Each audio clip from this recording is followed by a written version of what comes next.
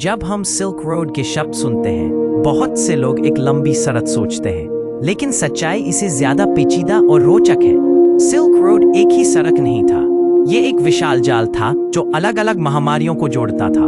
ये east Asia, central Asia और Europe को जोड़ता था। पहले से ही ये सभी सभ्यताओं को जोड़ता था। ये माल, विचार, धर्म और संस्कृतियां ले गया। ये तकनीक और संस्कृति को भी प्रभावित करता था। ये सब कुछ एक दूसरे से मिलता था। ये आज के समय को प्रभावित करता है। ये सिल्क रोड की कहानी है, एक व्यापक जाल। ये मानवता की पहली ग्लोबल नेटवर्क है। सिल्क मार्ग का कहानी प्राचीन चीन से शुरू होती है। ये हान डायनास्टी के दौरान लगभग 130 बीसीई में था। चीन के पास कुछ था जो दुनिया को चाहिए था, सिल्क था, हल्का पर मजबूत, स्मूथ और सुंदर। ये अनोखा और रहस्यमय था लोगों के लिए। रोम और मिडिल ईस्ट के लोगों के लिए सिल्क जादू जैसा था। रोमन सोचते थे कि सिल्क दरख्त के कोरा या मकड़ी के जाले से बनता है। उन्हें नहीं पता था कि यह कैसे तैयार होता है। चीन ने सिल्क उत्पादन का राज बहुत ध्यान से रखा। जो कोई सिल्क वर्म्स को चीन से बाहर ले जाने की कोशिश करता था, उसे सख्त सजा मिलती थी। सिल्क इतना कीमती था कि यह एक मुद्रा बन गया। ये शक्ति का प्रतीक और राजनीतिक उपहार बना, और इस तरह व्यापार के राहें धीरे धीरे बनने लगी। इन राहें को बाद में सिल्क रोड कहा गया। सिल्क रोड एक रास्ता नहीं था, ये धीरे धीरे बना। हान डायनेस्टी ने सेंट्रल एशिया की तरफ अपना विस्तार किया। पार्थियन एम्पायर ने पर्शिया पर नियंत्रण रखा। रोमन एम्पायर ने मेडिटेरेनियन पर राज किया। इनके बीच में रेगिस्तान और पर्वत थे, पर मौका भी था। व्यापारी कभी पूरा रास्ता नहीं तय करते थे। वस्तु एक व्यापारी से दूसरे व्यापारी तक जाती थी। चाइना से आने वाली सिल्क का सफर शुरू होता था। सिल्क चंगान से गुजरकर आती थी, फिर ये तकलामकान डेजर्ट से होती हुई आगे बढ़ती थी। समरकंद में भी सिल्क का व्यापार होता था। उसके बाद ये पर्शिया तक पहुंचती थी। आखिर में ये रोमन एम्पायर तक पहुंचती थी। जब सिल्क रोम पहुंचती थी, इसका दाम बहुत बढ़ जाता था। सिल्क रोड पर सफर करना बहुत खतरनाक था। व्यापारियों को डाकू और चोर का सामना करना पड़ता था।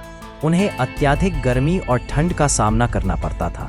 रेत के तूफान और पानी की कमी भी एक चुनौती थी। राजनीतिक असंतुलन भी व्यापार को प्रभावित करता था। सरवाइव करने के लिए व्यापारी बड़े कारवानों में सफर करते थे। उलझानों से निपटने के लिए ऊंट सबसे महत्वपूर्ण थे। वे लंबी दूरी तक बिना पानी के सफर कर सकते थे। समरकंद, बुखारा और कशगार जैसे कारवान शहरों ने समृद्धि प्राप्त की। ये शहर सिर्फ बाजार नहीं थे, बल्कि सभ्यताओं का मिलान स्थल थे। व्यापारियों के बीच सांस्कृतिक विनिमय होता था। इन शहरों में कला और संस्कृति की समृद्धि होती थी। सिल्क रोड से जुड़ी ऐतिहासिक वस्तुओं का महत्व है। व्यापारी अपने माल का आदान प्रदान करते थे। सिल्क रोड एक विशाल व्यापारिक रास्ता था। इस प्राचीन रास्ता का महत्व आज भी बना हुआ है। ये कभी सिर्फ रेशम के बारे में नहीं था।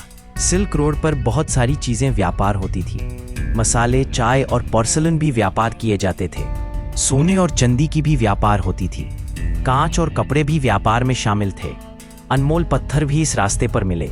लेकिन सबसे शक्तिशाली विनिमय अनजाने थे। लिखाई के प्रणाली और गणित भी यहाँ से गुजर गए। तारा विद्या और औषधि के ज्ञान भी फैल गए। सिल्क रोड ने कागज, बारूद और कंपास को फैलाया। बिना सिल्क रोड के आज का विज्ञान अलग होता। ये रास्ता दुनिया को जोड़ने वाला था। सिल्क रोड पर धार्मिक विस्तार का एक महत्वपूर्ण कहानी है। बुद्धिज्म भारत से चाइना, कोरिया और जापान तक पहुंचा। दुनवांग जैसे गुफाएं धार्मिक केंद्र बन गई। इस्लाम ने केंद्र एशिया में तेजी से विस्तार किया। मुस्लिम व्यापारी माल और धर्म दोनों लेकर चले। नेस्टोरियन क्रिश्चियंस ने पूरब की तरफ सफर किया। सिल्क रोड ने विश्वासों के बीच पुल बना दिया। यहाँ कभी कभी संवाद और संघर्ष भी हुआ। धार्मिक विस्तार से सांस्कृतिक परिवर्तन भी हुआ। सिल्क रोड ने धार्मिक विस्तार को सहायता दी। ये धर्म एक दूसरे से जुड़े रहे।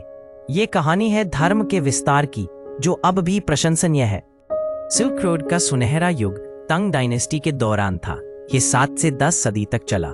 मंगोल साम्राज्य के दौरान भी ये सफर आगे बढ़ा। गेंगिस खान ने सबसे बड़ा भूमि साम्राज्य बनाया। उन्होंने व्यापार को सुरक्षित किया। व्यापार के रास्तों को सुरक्षित किया गया। डकुओं को सजा दी गई।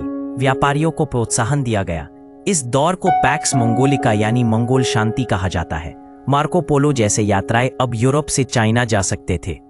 सिल्क रोड पर व्यापार का बाजार भरत गया। ये सभी संस्कृतियों के बीच एक साझा संवाद बना। सिल्क रोड की खूबसूरत झांकियां आज भी याद है। सिल्क रोड का अंधेरा पहलू, हर सफर के साथ बीमारियां भी आई। सबसे भयानक था 14वीं सदी का ब्लैक डेथ। ये बीमारी सेंट्रल एशिया से यूरोप तक बही गई। इसने लाखों लोगों की जान ले ली। सिल्क रोड ने दुनिया को जोड़ा। ये इंसानियत की एकता को दिखाता है, अच्छे और बुरे दोनों पहलुओं के लिए। आज भी हम एक दूसरे से जुड़े हुए हैं। सिल्क रोड का ये कहानी कभी नहीं भूलेंगे। महिलाएं काम करती थी बुनाई और व्यापार में।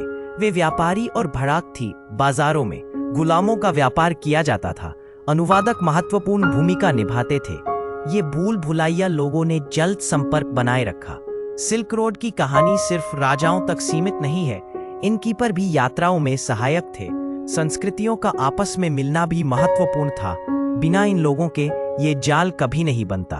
सिल्क और मसालों का व्यापार इन लोगों के बिना नहीं होता।